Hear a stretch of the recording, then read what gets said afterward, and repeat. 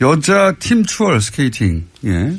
관련해가지고 사실 말들이 많습니다. 예. 많고, 뭐 이틀 사이에 뭐 아주 뭐 대단한 분량의 댓글이나 관심들이 폭주하고 있는데 요 사안 어떻게 보십니까? 예, 굉장히 안타까운 현상인데요. 결국에 일단 빙상연맹에 모든 분이 다 고생도 하고 수고도 많이 하시는데 일부 문제, 고질적인 문제가 있는 것 같아요. 부회장 말씀하시는 겁니까?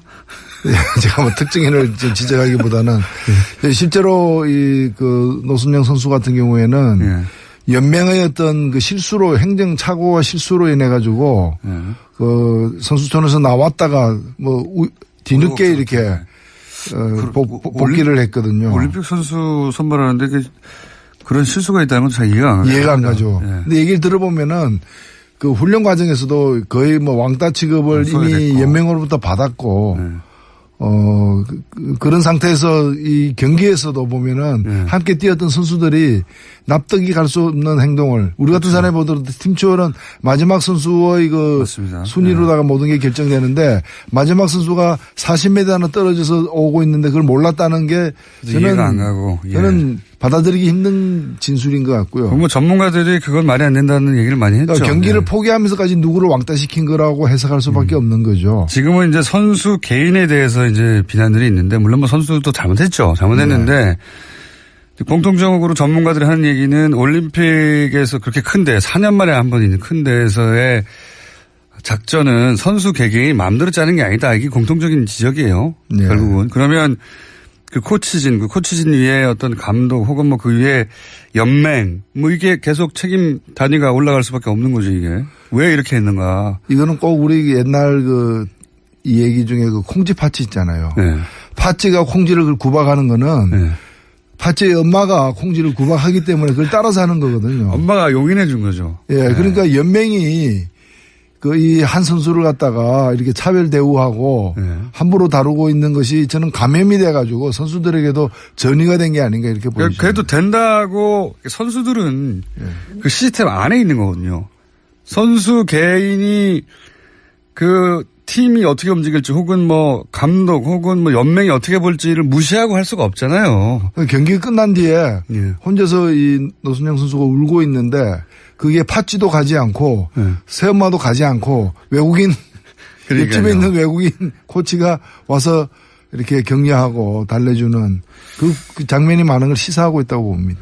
저는 그래서 이제 뭐 당장 눈에 띄는 선수의 비난이 가는데 물론 선수 개개인의 책임도 있지만 이건 결국 그걸 용인한 그런 분위기를 만들어준 혹은 그걸 그렇게 해도 된다고 그렇게 느끼게 만든 책임이 빙상연맹에 있다. 저는 확실히. 그렇죠. 그리고 스포츠에 무슨 파벌입니까? 그리고 이런 어떤 차별입니까? 전명규 부회장 이름이 계속 거론됩니다. 하필이면 또 삼성 둘째 사위예요. 예.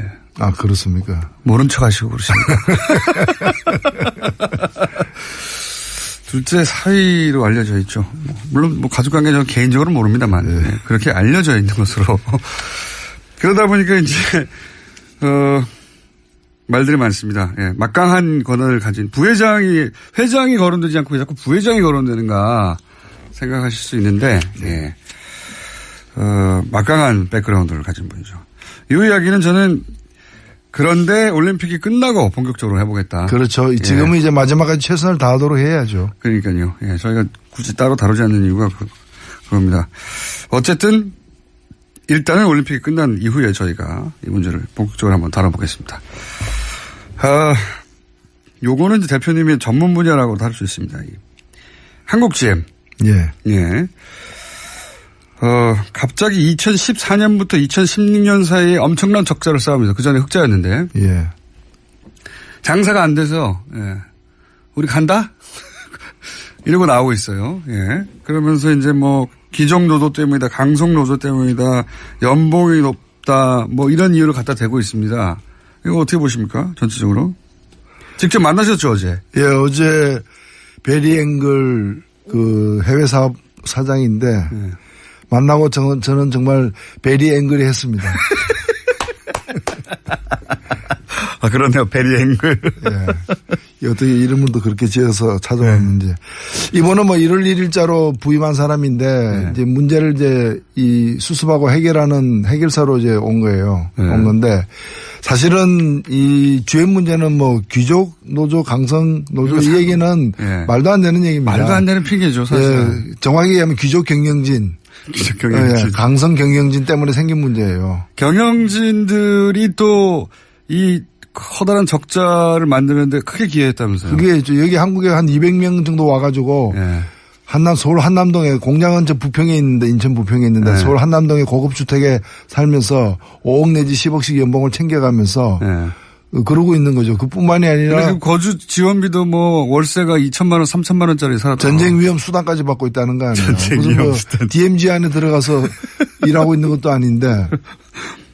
여기서 까먹은 돈이 엄청나다 일단. 예, 그다음에 두 번째로는 그 GM 본사가 한국 이 GM에게 네. 투자를 한 게 아니라 대출을 했어요. 네. 이게 뭐 27억 달러.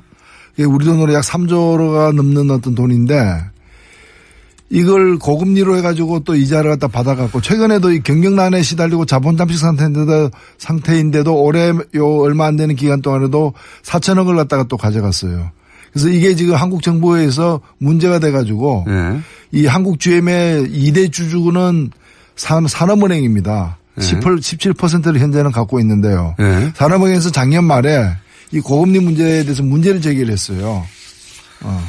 잠깐만요. 제가 깜빡 착각했습니다. 이 전명규 부회장이 삼성이 아니라 김재열 회장이 삼성 사위네요. 헷갈렸습니다. 전명규 씨는 그 체육인이죠. 그렇습니다. 이번에 뭐 또 여러 두 분이 엮여서 계속 청문회 때 많이 나왔는데 예. 뭐 특정 학교 출신을 비호한다거나 뭐 이런 문제 제기를 많이 받고 있는 분들이죠. 회장이 삼성 사위고 부회장은 삼성 사위가 아니었네요. 예.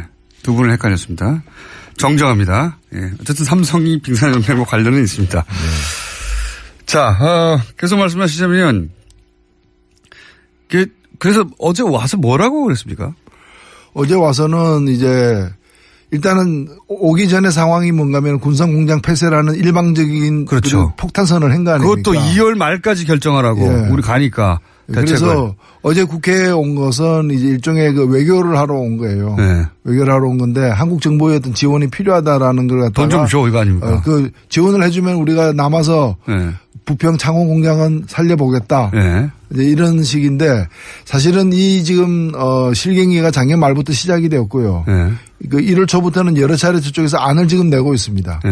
그 안은 뭔가면은 한국에 지금 뭐 고리대금업 하듯이 본사가 자기 이 지사에게 돈을 투자를 안 하고 빌려줘서 막 뜯어가는 5천억 뜯어갔다면서요. 예. 그 다방면으로 들어가고 있는데 그걸 갖다 출자 전환을 하겠다. 출자 전환을 하겠다. 예, 27억 달러를 출자 전환하겠다.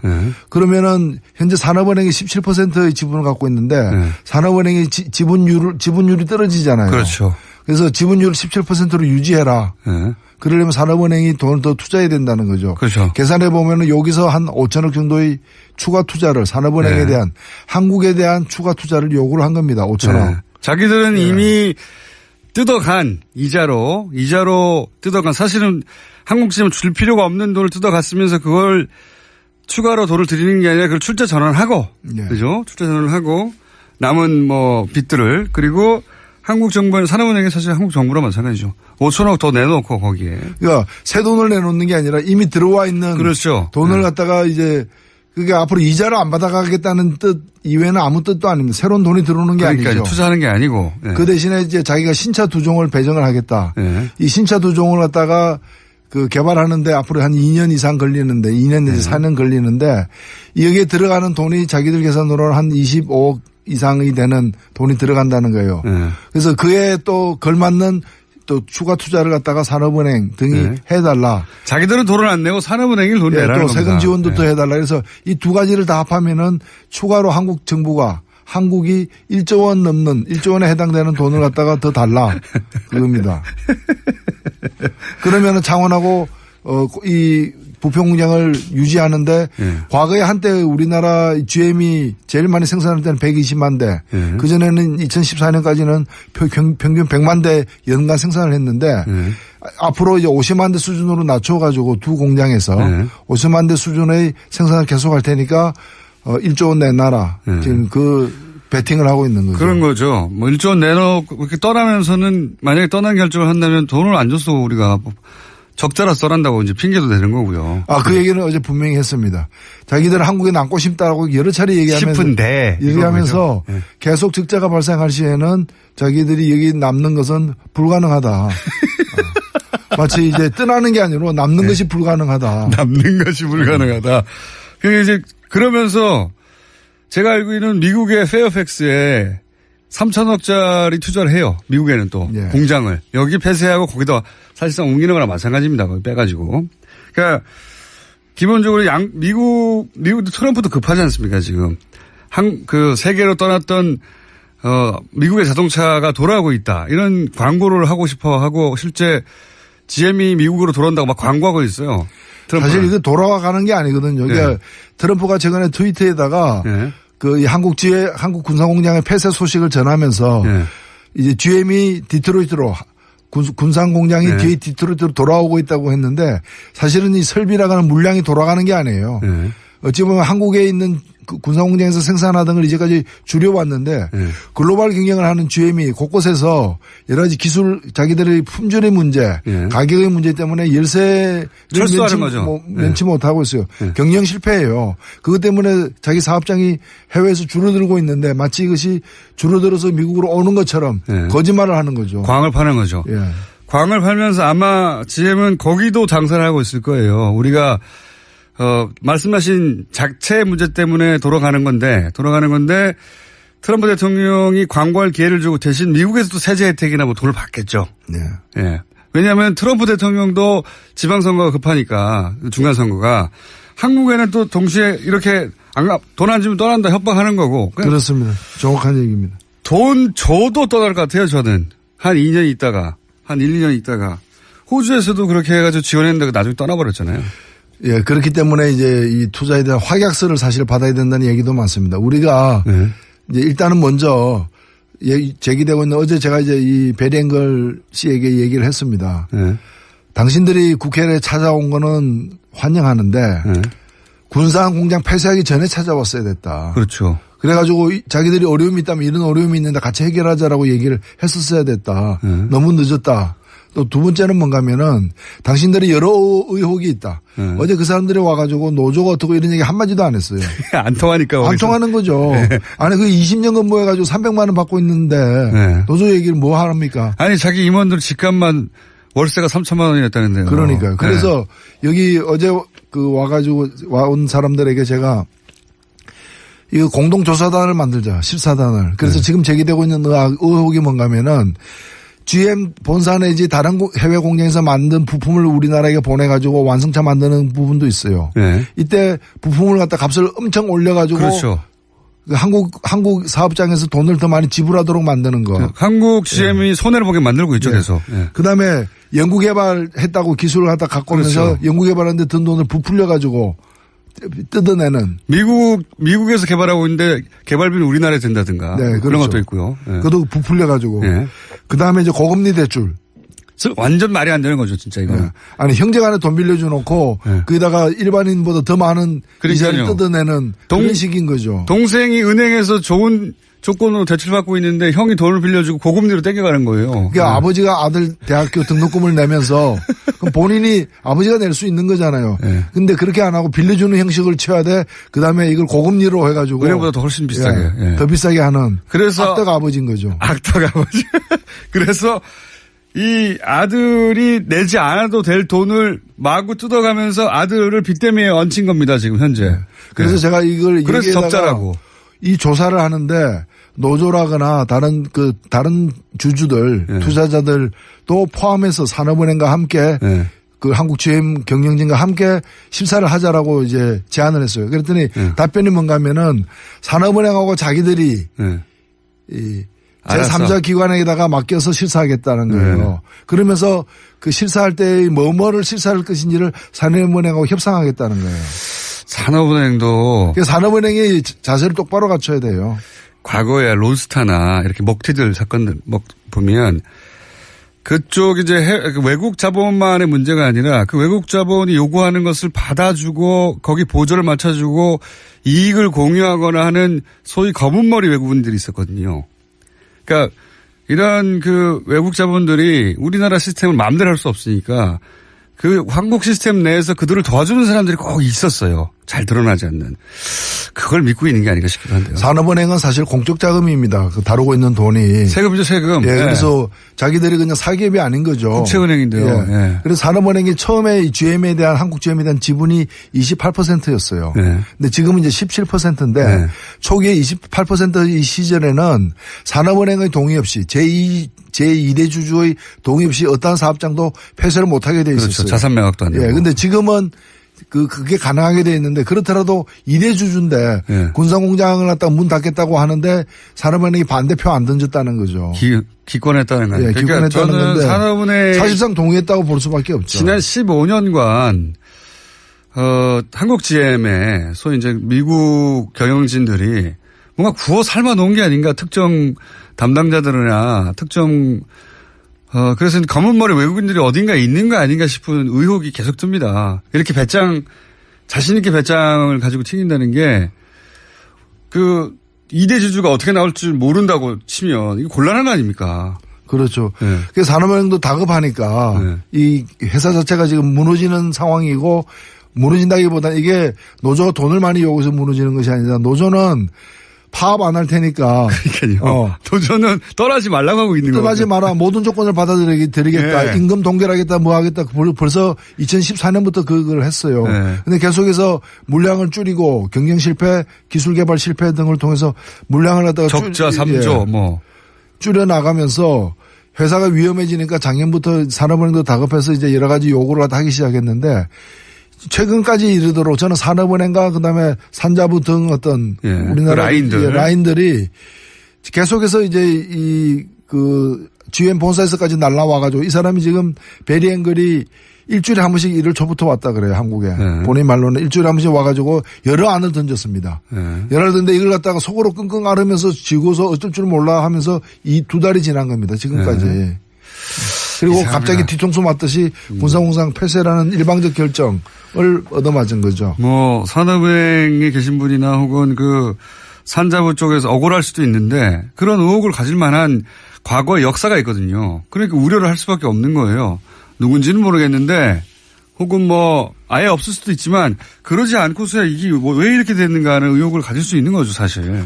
그래서 일단은 협상을 할 수밖에 없는데 정부가 좀 원칙적인 자세로 임해야 된다고 봅니다. 저는 떠난다는 걸 전제하고 떠났을 상황까지도 대비하는 시나리오 꼭 있어야 된다고 봐요. 당연합니다. 그래서 사실 그게 과거에 보면은 프랑스 같은 경우에도 프랑스의 대표적인 자동차 회사가 르노지 않습니까? 르노가 쓰러질 때 국부 유출을 막기 위해서 국영 르노를 일시적으로 인수를 했어요. 인수를 했다가 정상화시킨 뒤에 다시 민영화시키기도 했는데 만일에 떠나려면 호주처럼 그래 떠나라. 그러니까요. 떠나라 그러면 우리가 이 공장을 갖다 인수해가지고 다른 어떤 자동차 생산 기지로 만들겠다는 식으로. 호주에서는 결국은 협상 결렬을 하고 떠나고 전기 자동차 만들고. 전기 자동차 만들었죠. 최근의 일입니다. 바꾼 거거든요. 근데 호주는 그러기 전에 계속해서 호주 정부가 돈을 대주면서 뜯길 만큼 뜯긴 뒤에 당했어요. 호주는 사실은 그렇게 전환이 된 거죠. 이게 다른 나라에서 성공 모델을 다시 한국에 적용하는 거거든요. 여러 나라에서 지금 이 짓을 하고 있어요. GM이 돌아가면서. 각국 당국은 사실 갑자기 대량의 실업 문제가 생기고 하니까 뻔히 알면서도 조금 더 잡아두고 하면서 그 사이 대책을 세우거나 마음을 돌려보려고 하는 거거든요. 사실 볼모로 잡힌 면이 있어요. 일자리 때문에. 맞습니다. 근데 호주처럼 말이 통하는 나라도 안 봐주지 않습니까?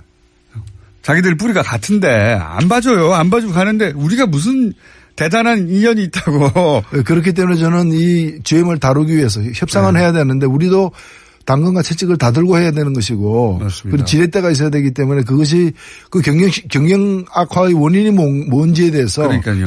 같이 실사를 하자. 그리고 한국 GM에 우리가 물을 수 있는 책임이 있는가. 법적으로도. 네. 굉장히 강력하게 연구해봐야 된다고 봅니다. 한국 GM이 물론 이미 걔네들의 어떤 변호사를 통해서 왜냐하면 오랫동안 진행된 계획이니까요. 다른 나라에서 빠져나올 때 법률 검토를 다 하고 나왔듯이 여기도 법률 검토를 많이 돼 있겠지만 우리도 최고의 법률진을 투입해가지고 GM의 책임을 물 수 있는 게 뭔지 GM이 그냥 떠나면 안 되는 방식 어떤 문제점을 막 찾아야 된다 봅니다. 저는 거기 돈을 한국에서 뜯어갈 때 문제점이라든가. 그건 사실 굉장히 많습니다. 이제까지 국회에서도 그 네. 부분과 관련해 가지고 GM 한국 사장, 네. 가스M 사장을 갖다가 정인으로 작년 국감에서도 네. 채택하려고 했던 이유가 바로 그 문제예요. 네. 근데 그때 일부 언론들이 열심히 하는 기업들을 왜 국감에 불러 세우냐. 그 언론들을 조사해야 되고요, 다시. 이것도 오랫동안 우리나라에서 들어왔다가 빠져나가는 해외 자본들이 해왔던 패턴이 있고 그때마다 그런 해외 자본들을 도와준 국내 세력이 있는데 이번에 아주 제대로 밝혀내야 된다. 그렇죠. 이게 지금 사실 전형적인 먹튀에 해당됩니다. 전형적이죠. 네, 먹고 튀는데 그냥 튀지 않고 먹고 이제 튀어야 될 상황에 밥상 한 번 더 차려달라. 그렇죠. 마저 먹겠다. 예. 한 번 더 먹겠다. 이제 그런 그렇죠. 기세로 지금 덤벼들고 있는 측면이 있습니다. 내가 떠나면 니네 어렵잖아. 그 좀 더 줘 뭐라도. 그래서 요거 먹으면은 안 떠날 거야. 그럼 안 떠난다니까. 그래놓고 좀 이따가 너무 어려워져서 이만 저는 갑니다. 그러고 확 가버리죠. 네, 호주에서 그랬으니까 이제 여기서도 할 수가 있죠. 그래서 우리 정부도 사실 그게 모르는 게 아닐 텐데도 이게 이제 무슨 실업 대책이나 후발 이 대응 대책을 세우고 나서 뭘 협상을 해야 되는데 그런 시간을 안 주려고 2월 말까지 하라고 하는 거죠 지금. 네. 예. 그래서 이제 정부가 여기 막 딸려가면서 그래 일단 돈 줄 테니까 가만히 있어. 남아줘. 이런 태도로는 이거 해결이 안 된다고. 돈 뜯기고 또 도망간다. 예. 그리고 2월 말까지면 기존에 자기들 빌려준 돈. 예. 빌려준 돈의 상당 부분을 또 갚아야 되는 만기이기도 합니다. 그러니까요. 예, 딱 맞춰가지고. 예. 그러니까 이제 자기들도 차마 그렇게 하기에는 속보이니까. 속보이니까 이제 2월 말까지 같이 처리하자라고 이제 하는 거죠. 이 GM 건을 GM 편을 드는 만약에 언론이 있으면은 주시하십시오. 이건 말이 안 되는 거거든요. 이건 보수나 진보를 떠나서 완전 먹튀예요. 그리고 그렇죠. 우리나라가 최초가 아니라 그런 연구 사례가 너무 많이 있어요. 해외에서 똑같은 패턴이에요. 여기서 GM을 편든다든가 눈여겨봐야 됩니다. 글로벌 호구가 되겠다는 거죠. 단순히 호구가 되겠다는 게 아니라 뭔가 이해관계가 연결돼 있다든가 그렇지 않은 곳에 그럴 수 없는 거거든요. 여기 대해서 갑자기 이런 말도 합니다. 보수 진영에서는 거 봐라. 이게 이제 그동안 뭐 했냐. 이건 진짜 말이 안 된다고 보고. 그동안 뭐 했냐는 박근혜 전 대통령 시절에 대부분 이러한 일들이에요. 이 적자가. 그 말은 말이 안 되는데 이런 얘기 하지 않습니까? 이런 식의 GM 경우도 포함하여 미국 쪽에서 오늘 계속 통상 압박이 있지 않습니까? 예. 이게 이제 동맹, 예? 트럼프가 통상에서는 동맹 없다, 무역에서는 동맹 없다고 하는데 그 이유를 우리 보수에서는 우리가 미국하고 북한 문제 보조를 잘 못 맞춰가지고 지금 미국이 심통이 나서 그런다는 식으로 공격하거든요. 이 공격은 들어보셨어요? 그렇기 때문에 우리가 이거 정경을 분리해가지고 정치는 안보, 외교 안보는 외교 안보고 네. 그다음에 경제는 경제대로 풀겠다. 네. 그 얘기는 뭔가 하면 외교 안보상 동맹이지만 네. 경제에서는 우리를 동맹 취급 안 하고 있으니까. 그렇죠. 안 한다고 했으니까. 안 하고 있으니까 우리도 그러면은 같은 방식으로 대하겠다. 그렇죠. 그렇게 나오고 있는 건데. 그리고 잘하는 거예요. 네.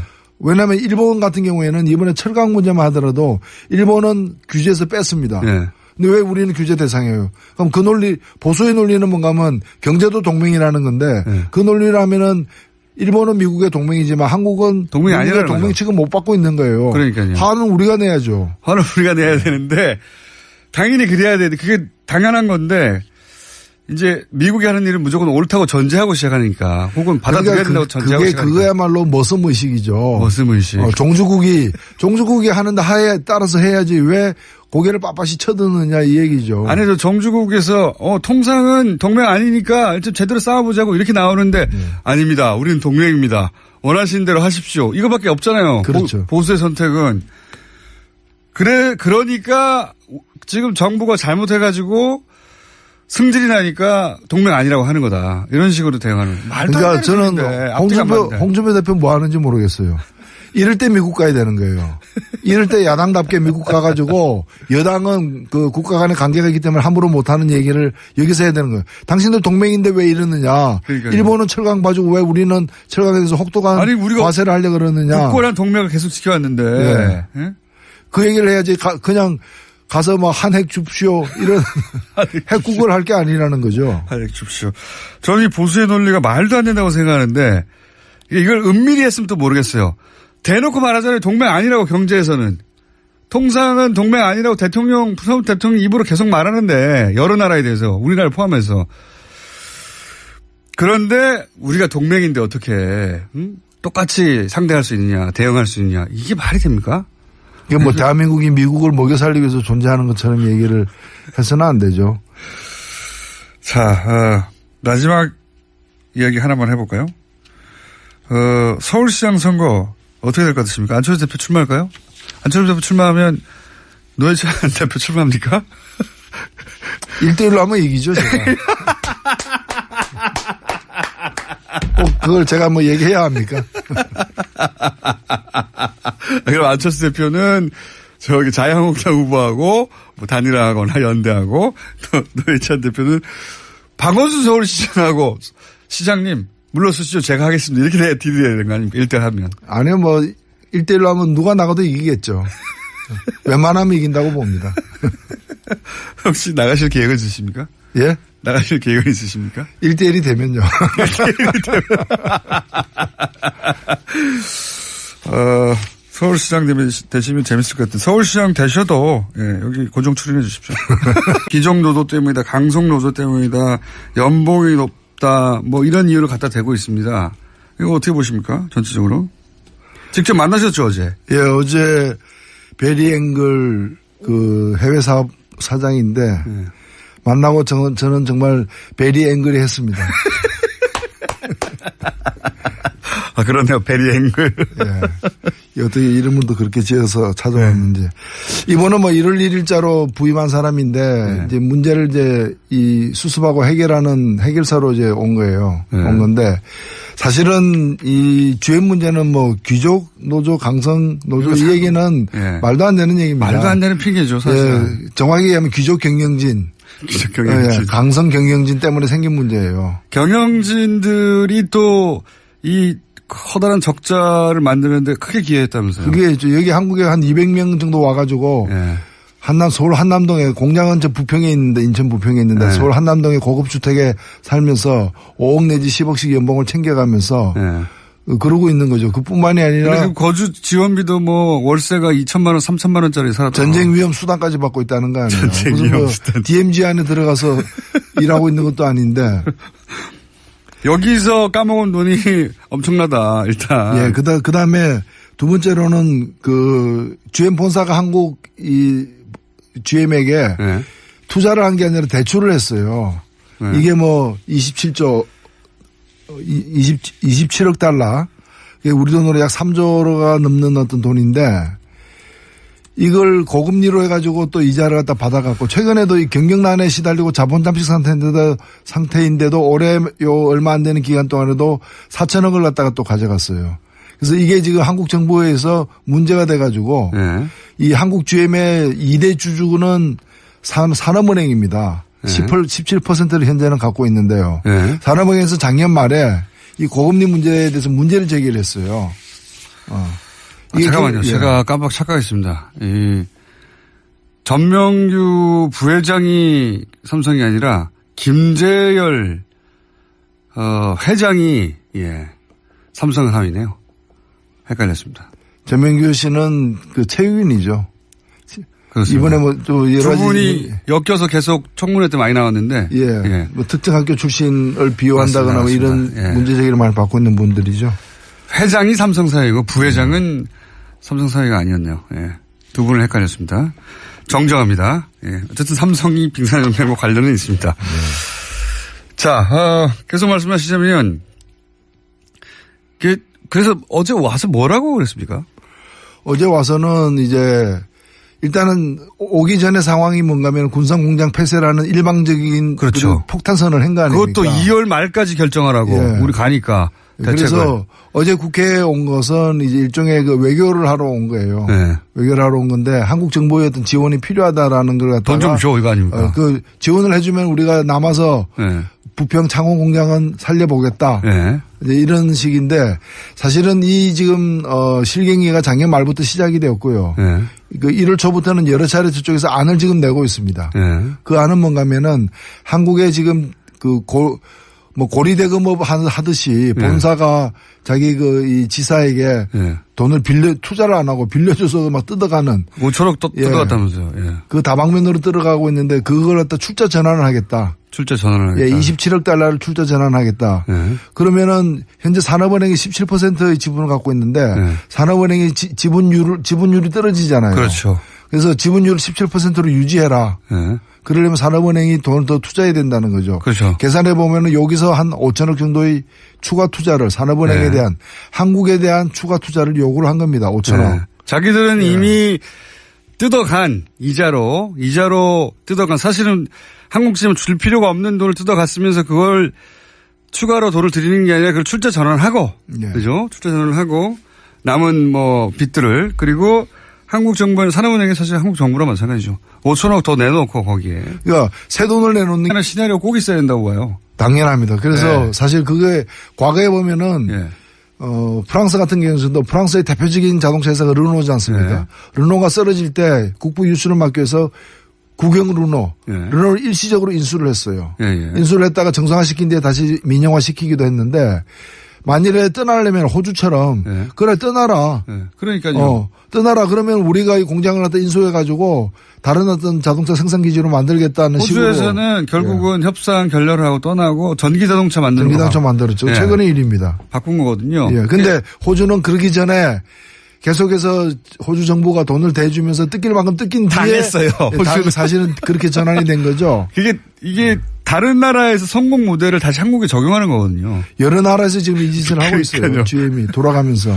그 각국 당국은 사실 갑자기 대량의 그 실업 문제가 생기고 하니까 뻔히 알면서도 조금 더 잡아두고 하면서 그 사이 대책을 세우거나 마음을 돌려보려고 하는 거거든요. 근데 사실 볼모로 잡힌 면이 있어요. 일자리 때문에. 맞습니다. 근데 호주처럼 말이 통하는 나라도 안 봐주지 않습니까?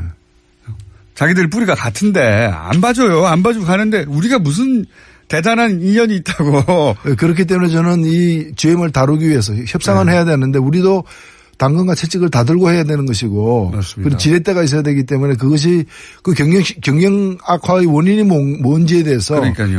같이 실사를 하자. 그리고 한국 GM에 우리가 물을 수 있는 책임이 있는가 법적으로도 굉장히 강력하게 연구해봐야 된다고 봅니다. 한국 GM이 물론 이미 걔네들의 어떤 변호사를 통해서 왜냐하면 오랫동안 진행된 계획이니까요. 다른 나라에서 빠져나올 때 법률 검토를 다 하고 나왔듯이 여기도 법률 검토를 많이 돼 있겠지만 우리도 최고의 법률진을 투입해가지고 GM의 책임을 물 수 있는 게 뭔지 GM이 그냥 떠나면 안 되는 방식 어떤 문제점을 막 찾아야 된다고 봅니다. 저는 거기 돈을 한국에서 뜯어갈 때 문제점이라든가. 그건 사실 굉장히 많습니다. 이제까지 국회에서도 그 부분과 관련해 가지고 GM 한국 사장, 가스M 사장을 갖다가 적인으로 작년 국감에서도 채택하려고 했던 이유가 바로 그 문제예요. 근데 그때 일부 언론들이 열심히 하는 기업들을 왜 국감에 불러 세우냐. 그 언론들도 조사해야 되고요, 다시.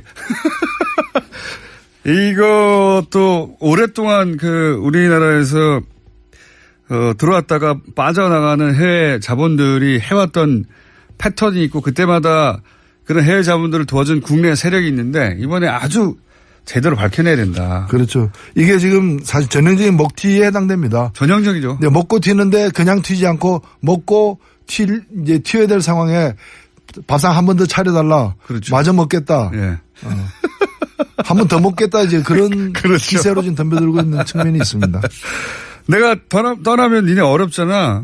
좀 더 줘, 뭐라도. 그래서 요거 먹으면은 안 떠날 거야. 그럼 안 떠난다니까. 그래 놓고 좀 이따가 너무 어려워져서 이만 저는 갑니다. 그러고 확 가버리죠. 호주에서 그랬으니까 이제 여기서도 할 수가 있죠. 그래서 우리 정부도 사실 그게 모르는 게 아닐 텐데도 이게 이제 무슨 실업 대책이나 뭐 그 후발 이 대응 대책을 세우고 나서 뭘 협상을 해야 되는데 그런 시간을 안 주려고 2월 말까지 하라고 하는 거죠 지금. 예. 예. 그래서 이제 정부가 여기 막 딸려가면서 그래 일단 돈 줄 테니까 가만히 있어. 남아줘.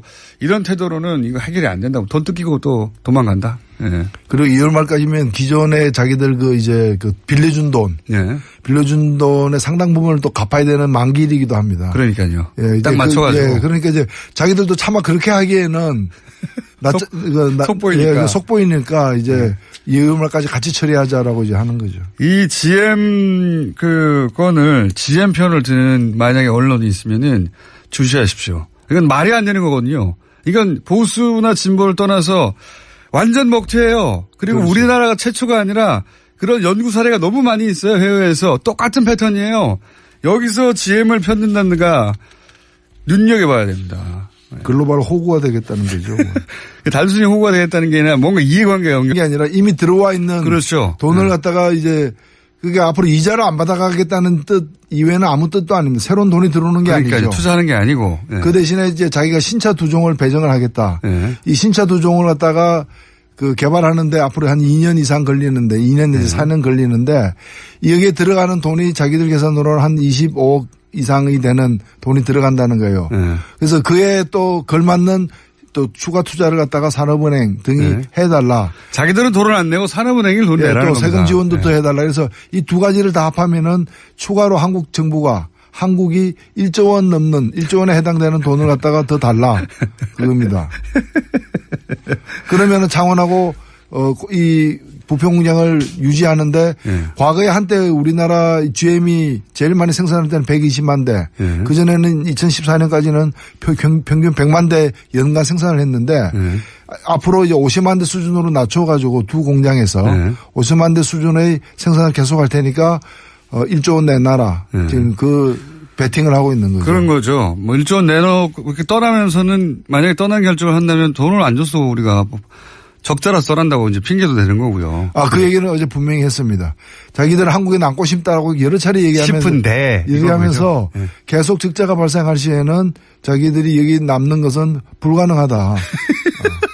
마치 이제 떠나는 게 아니라 남는 것이 불가능하다. 남는 것이 불가능하다. 이제 그러면서 제가 알고 있는 미국의 페어팩스에 3천억짜리 투자를 해요. 미국에는 또 공장을 여기 폐쇄하고 거기다 사실상 옮기는 거랑 마찬가지입니다. 거기 빼가지고. 그러니까 기본적으로 미국도 트럼프도 급하지 않습니까 지금. 세계로 떠났던 미국의 자동차가 돌아오고 있다. 이런 광고를 하고 싶어 하고 실제 GM이 미국으로 돌아온다고 막 광고하고 있어요. 트럼프는. 사실 이거 돌아가는 게 아니거든요. 그러니까 트럼프가 최근에 트위터에다가 한국 군사공장의 폐쇄 소식을 전하면서 이제 GM이 디트로이트로 군산공장이 뒤에 디트로이트로 돌아오고 있다고 했는데 사실은 이 설비라고 하는 물량이 돌아가는 게 아니에요. 어찌 보면 한국에 있는 군사공장에서 생산하던 걸 이제까지 줄여왔는데 글로벌 경영을 하는 GM이 곳곳에서 여러 가지 기술 자기들의 품질의 문제 가격의 문제 때문에 열세를 면치 못하고 있어요. 경영 실패예요. 그것 때문에 자기 사업장이 해외에서 줄어들고 있는데 마치 이것이 줄어들어서 미국으로 오는 것처럼 거짓말을 하는 거죠. 광을 파는 거죠. 광을 팔면서 아마 GM은 거기도 장사를 하고 있을 거예요. 우리가 말씀하신 자체 문제 때문에 돌아가는 건데 트럼프 대통령이 광고할 기회를 주고 대신 미국에서도 세제 혜택이나 뭐 돈을 받겠죠.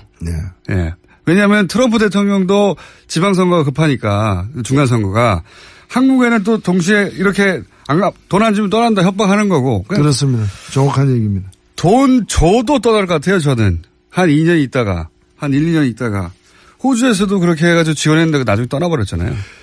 그렇기 때문에 이제 이 투자에 대한 확약서를 사실 받아야 된다는 얘기도 많습니다. 우리가 이제 일단은 먼저 제기되고 있는 어제 제가 이제 이 베리앵걸 씨에게 얘기를 했습니다. 당신들이 국회에 찾아온 거는 환영하는데 군산 공장 폐쇄하기 전에 찾아왔어야 됐다. 그렇죠. 그래가지고 자기들이 어려움이 있다면 이런 어려움이 있는데 같이 해결하자라고 얘기를 했었어야 됐다. 너무 늦었다. 또 두 번째는 뭔가 하면은 당신들이 여러 의혹이 있다. 어제 그 사람들이 와가지고 노조가 어떻고 이런 얘기 한마디도 안 했어요. 안 통하니까. 안 통하는 거죠. 네. 아니 그 20년 근무해가지고 300만 원 받고 있는데 네. 노조 얘기를 뭐 하랍니까? 아니 자기 임원들 집값만 월세가 3천만 원이었다는데요. 그러니까요. 그래서 네. 여기 어제 그 와가지고 와온 사람들에게 제가 이 공동조사단을 만들자. 실사단을. 그래서 네. 지금 제기되고 있는 의혹이 뭔가 하면은 GM 본사 내지 다른 해외 공장에서 만든 부품을 우리나라에 보내가지고 완성차 만드는 부분도 있어요. 네. 이때 부품을 갖다 값을 엄청 올려가지고. 그렇죠. 한국 사업장에서 돈을 더 많이 지불하도록 만드는 거. 한국 GM이 네. 손해를 보게 만들고 있죠, 계속. 네. 그 다음에 연구개발했다고 기술을 갖다 갖고 오면서 그렇죠. 연구개발하는데 든 돈을 여자 팀 추월 스케이팅. 예. 관련해가지고 사실 말들이 많습니다. 예. 많고 뭐 이틀 사이에 뭐 아주 뭐 대단한 분량의 댓글이나 관심들이 폭주하고 있는데 요 사안 어떻게 보십니까? 예, 굉장히 안타까운 현상인데요. 결국에 일단 빙상연맹에 모든 분이 다 고생도 하고 수고도 많이 하시는데 일부 고질적인 문제가 있는 것 같아요. 부회장 말씀하시는 겁니까?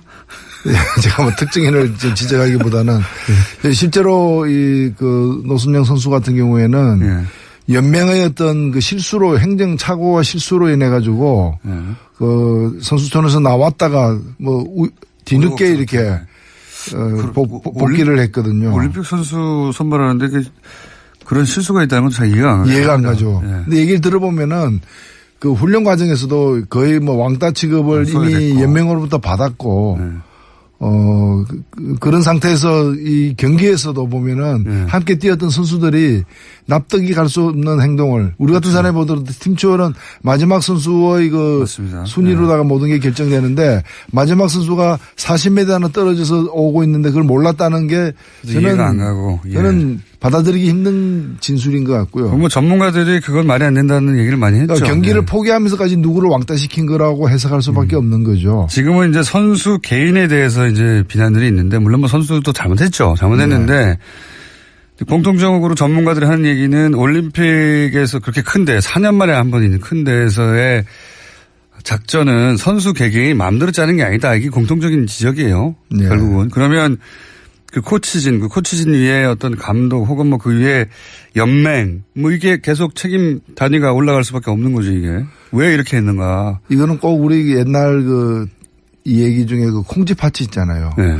파치가 콩쥐를 구박하는 거는 파치의 엄마가 콩쥐를 구박하기 때문에 그걸 따라서 하는 거거든요. 엄마가 용인해 준 거죠. 예. 그러니까 연맹이 이 한 선수를 갖다가 이렇게 차별 대우하고 함부로 다루고 있는 것이 저는 감염이 돼가지고 선수들에게도 전이가 된 게 아닌가 이렇게 보입니다. 그래도 된다고 선수들은 그 시스템 안에 있는 거거든요.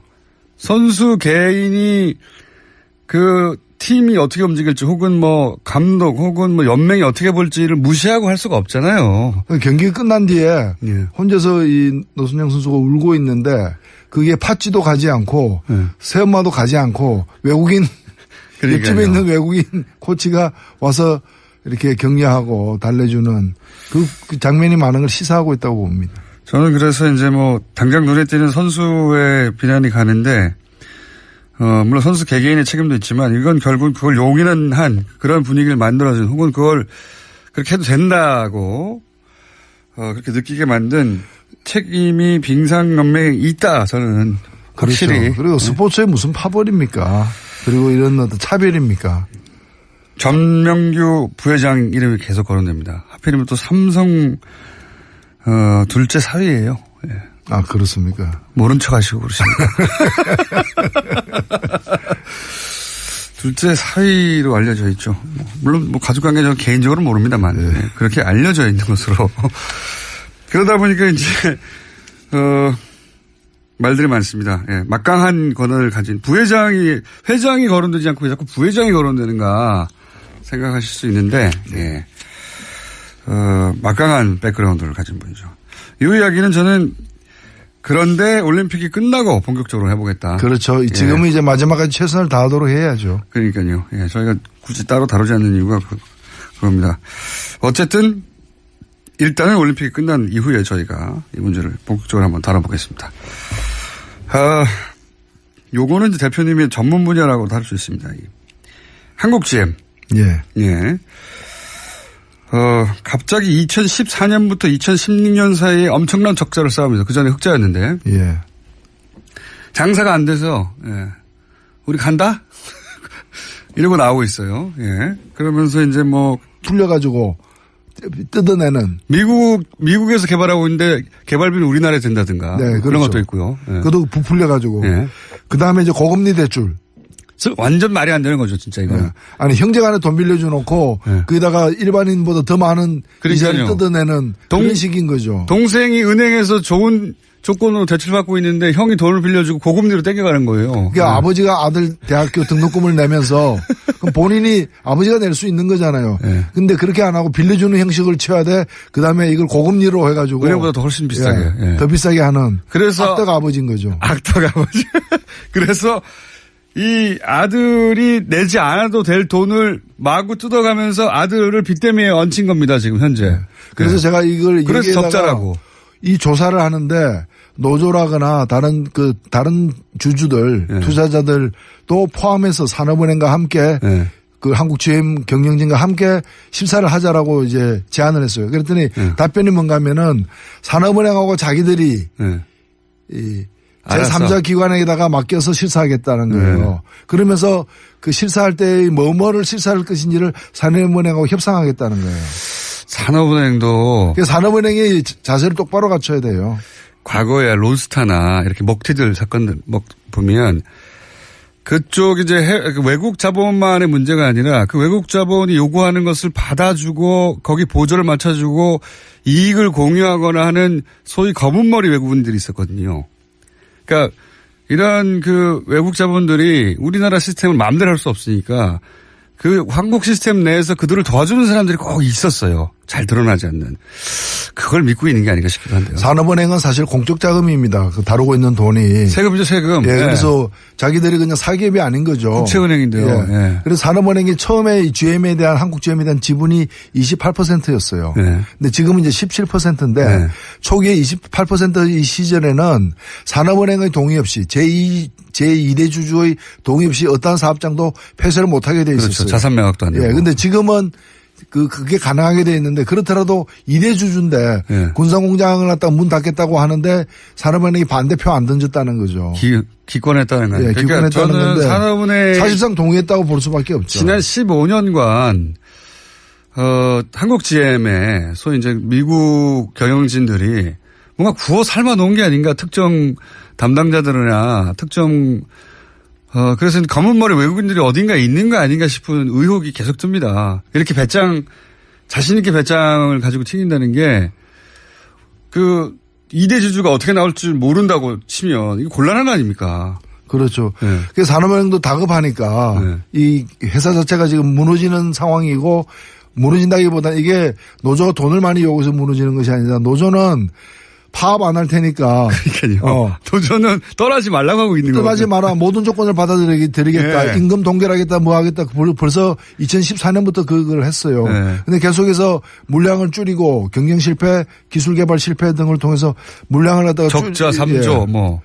줄여 나가면서 회사가 위험해지니까 작년부터 산업은행도 다급해서 이제 여러 가지 요구를 하기 시작했는데 최근까지 이르도록 저는 산업은행과 그다음에 산자부 등 어떤 우리나라 그 라인들이 계속해서 이제 GM 본사에서까지 날라와가지고 이 사람이 지금 베리앵글이 일주일에 한 번씩 일을 초부터 왔다 그래요, 한국에. 본인 말로는 일주일에 한 번씩 와가지고 여러 안을 던졌습니다. 여러 안을 던졌는데 이걸 갖다가 속으로 끙끙 앓으면서 지고서 어쩔 줄 몰라 하면서 이 2달이 지난 겁니다, 지금까지.